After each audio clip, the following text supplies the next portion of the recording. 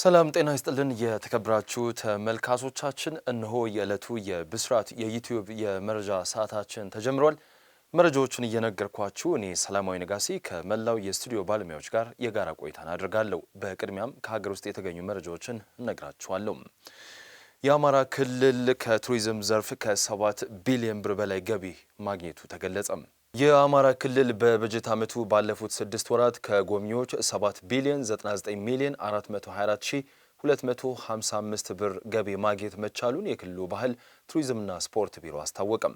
የቢሮው የቱሪዝም ልማት ዳይሬክተር መልካሙ አዳም እንደገለጹት በበጀት ዓመቱ 6 ወራት ውስጥ ከ7.5 ሚሊዮን በላይ የሀገር ውስጥና የውጭ ቱሪስቶች በክልሉ የሚገኙ ሰው ሰራሽና ተፈጥሯዊ የቱሪስት መዳረሻ ስፍራዎችንም ጎብኝቷል። የተገኘው ገቢ የዘንድሮውን የገና በዓል የገቢ አፈጻጸም እንደማያካትት የጠቀሱት አቶ መልካሙ ከጠቅላላ ጎብኚዎች መካከል 17000 የሚሆኑት የውጭ ሀገር ቱሪስቶች ናቸውም ብለዋል። በተለያዩ ምክንያቶች ተቀዛቅዞ የነበረው የቱሪስት ፍሰት አሁን ላይ በከፍተኛ ሁኔታ እያደገ መምጣቱን ዳይሬክተሩ አብራርተዋል። በአሁኑ ወቅትም ክልሉ ያለውን የቱሪዝም እምቅ አቅም በመጠቀም የቱሪስት ፍሰቱን ይበልጥ ለማሳደግና ዘርፉ ለክልሉ ኢኮኖሚ ያለውን አስተዋጽኦ ለማጎልበት በትኩረት እየሰራ መሆኑን ጠቁመዋል ስትል ባልደረባችን ሰምሃር አለባቸው ዘግባለችም። በምህረት ከእስር የተለቀቀውን የባሏን ገዳይ ከቤተሰቦቿ ጋር በመተባበር ያስገደለችው ግለሰብ በእስራት ተቀጣችም።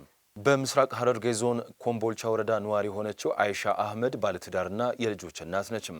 ከባለቤቷና ከጎረቤቶቿ ጋር በሰላም ለዓመታት ተከባብረው እንደኖሩ የምስራቅ ሐረርጌ ዞን ፖሊስ ዋና መምሪያ የኮሚኒኬሽን ክፍል ኃላፊ ምክትል ኢንስፔክተር ካሳይ አበበ ለብስራት ሬዲዮ ገልጿል። የአይሻ ባለቤት በጠንካራ ሰራተኝነቱና በተግባቢነቱ የታወቀ ሲሆን በአካባቢውም ዘመድ ጓደኞቹን በማስተባበር እንደ የቅርጫ ስጋ የመሳሰሉትን በማከፋፈልም ይታወቃል። ከቅርብ ጊዜያት በኋላ ግን አንዳንድ የባለቤቱ ዘመዶችና ሌሎች ጓደኞቹ ጋር ያለው ግንኙነት በአንዳንድ ምክንያቶች ሲሻክር አይሻ ባለቤቷ ሁሉን ነገር ትቶ የራሱን ኑሮ እንዲኖር በማግባባት ገለልተኛ ሆኖ በራሱ መንገድ ከባለቤቱ ጋር መኖር ጀመረም።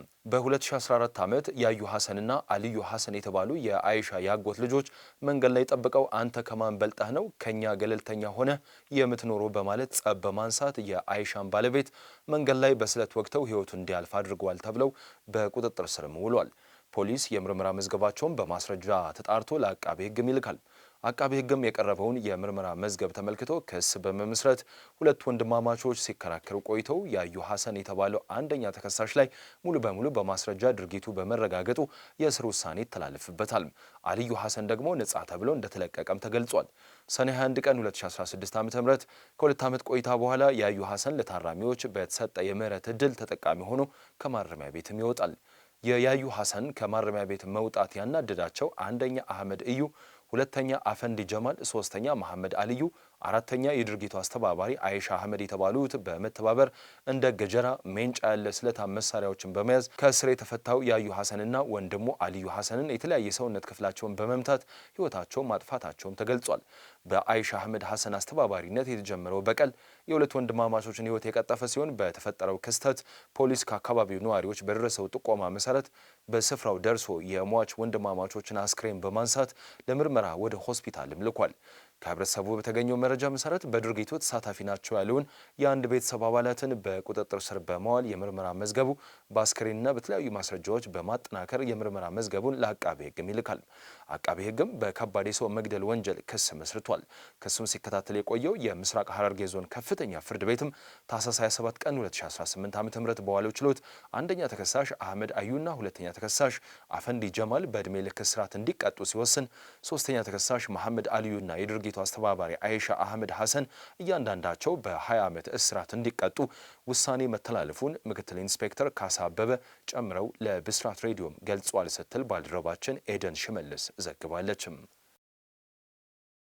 ከውጪ ወደ ያዝናቸው መረጃዎች ስናልፍ ሱዳንን እናገኛለን። በሱዳን የተቀሰቀሰው ጦርነት 1000 ቀናትን ማስቆጠሩን ተከትሎ ሀገሪቱ አስቸኳይ እርዳታ ያስፈልጋታልም ተባለም። በምስራቅ አፍሪካዊቷ ሀገር ውስጥ ያለው ጦርነት 1000ኛ ቀኑን መያዙን ተከትሎ በሱዳን በሚሊዮን የሚቆጠሩ ሰዎች አስቸኳይ ሰብአዊ እርዳታ ያስፈልጋቸዋል ሲሉ የእርዳታ ድርጅቶች አስጠንቅቋል። ከባዱ ጦርነት ቢቀጥልም የዓለም አቀፍ የገንዘብ ድጋፍ መቀነሱ ከ33 ሚሊዮን በላይ ሰዎች ለረሃብ ዳርጓል። በዓለም ላይ በጣም ከባድ ከሆኑ የሰብአዊ ቀውሶች ያስከተለው የሱዳን ጦርነት አሁንም መቋጫውን አላገኘም። የሱዳን የረሃብ ቀውስ ከዚህ ቀደም ታይቶ በማይታወቅ ደረጃ ላይ እየደረሰ መሆኑን በማስጠንቀቅ የረድኤት ቡድኖቹ በሚያዝያ 2023 በተጀመረው የሀገሪቱ ወታደራዊ ገዢዎችና በፓራሚሊተሪ ፈጣን ድጋፍ ሰጪ ኃይሎች ወይም አርኤስኤፍ መካከል ያለውን ጦርነት ለማስቆም ጥረቶችን እንዲጨምሩም ጠይቋል። ሁለቱም ወገኖች በጦር ወንጀሎችና በሰው ልጆች ላይ በተፈጸሙ ወንጀሎች የተከሰሱ ሲሆን አርኤስኤፍ በዳርፉር ለፈጸመው ጭካኔ የተሞላበት ድርጊት የተባበሩት መንግስታት ድርጅት የዘር ማጥፋት ሊሆንም ይችላልም ብሏል። በዳርፉርና በኮርዶፋን ሰፊ ግዛቶች ውስጥ የአርኤስኤፍ ቡድን በድጋሚ መያዙን ተከትሎ ግጭቱ በማገርሸቱ በሚሊዮን የሚቆጠሩ ሰዎች እንዲፈናቀሉም አስገድዷል። ከሱዳን ሕዝብ 45 በመቶ በላይ የሚሆኑ ሰዎች ወይም ከ21 ሚሊዮን በላይ ሰዎች ለከፋ የምግብ እጦት ተዳርጓል። በገዳሪፍና ዳርፉር በተደረገ የእርዳታ ግምገማ 83 በመቶ ነዋሪዎች በቂ ምግብ እንደሌላቸውም አረጋግጧል። በህንድ ሕይወታቸውን ለማዳን ደም የተለገሳቸው ሕፃናት ለኤችአይቪ ተጋለጡ። በህንድ በዘር የሚተላለፍ የነጭ ደም ህዋስ እክል ታላሴሚያ ያለባቸው ልጆች ለኤችአይቪ መጋለጣቸው የወላጆችን ልብ በእጅጉም ሰብሯል። ልጆቹ በህይወት እንዲቆዩ በሚያስችላቸው የደም ልገሳ ምክንያት ነው በኤችአይቪ ኤድስ የተያዙትም። የደም ማነስን ለመግታትና ህይወትን ለማስቀጠል ለልጆቹ ደም ሊሰጣቸው ይገባል። የህንድ ማዕከላዊ ግዛት ማዲያ ፕራዴሽ ባለስልጣናት እንዳሉት 5 ህመሙ ያለባቸውና እድሜያቸው ከ3 እስከ 15 የሆኑ ልጆች ኤችአይቪ በደማቸውም ተገኝቷል። ስለ ደም ልገሳ ጥያቄ በመነሳቱም መርማሪ ኮሚቴ ተዋቅሯል። ወላጆቹ የሚኖሩት በሳንታ ግዛት ነው። ልጆቹ በደማቸው ውስጥ ኤችአይቪ እንዳለ የታወቀው ባለፈው ዓመት ከጥር እስከ ግንቦት በተደረገላቸው መደበኛ ምርመራ ነው። ከዚህ ቀደም በምስራቃዊ ህንድ ጃራካንድ ግዛትም ተመሳሳይ ነገርም ተከስቷል። እድሜያቸው ከ8 ዓመት በታች የሆነ 5 ታዳጊዎች በመንግስት ሆስፒታል ደም ተሰጥቷቸው ለቫይረሱ መጋለጣቸውም ተገልጿል። ኤችአይቪ በግብረ ስጋ ግንኙነት ከእናት ወደ ልጅ እንዲሁም ጥንቃቄ በጎደለው የሕክምና አሰጣጥ ከሰው ወደ ሰው ይተላልፋል። የደም ልገሳም በዚህ ውስጥ ይካተታል። ኤችአይቪ የዕድሜ ልክ የጤና ክትትል የሚያስፈልገው ህመም ነው። በህንድ ከ2.5 ሚሊዮን በላይ ሰዎች በቫይረሱ የተያዙ ሲሆን በየዓመቱም 66 ሺህ በላይ ሰዎች በህመሙ ይያዛሉ። ከ1.6 ሚሊዮን በላይ ሰዎች የዕድሜ ልክ ሕክምና እየተከታተሉ እንደሆነ የመንግስት መረጃም ያሳያል። የሳንታ ግዛት አመራር ሳታሽ ኩማር ኤስ እንዳሉት 5 ልጆች በተለያዩ ቦታዎችና ከተለያዩ ደም ለጋሾች ደም ተሰጥቷቸዋል። በዚህ ውስጥም የመንግስት ሆስፒታሎችና የግል የሕክምና ተቋማትም ይገኙበታል።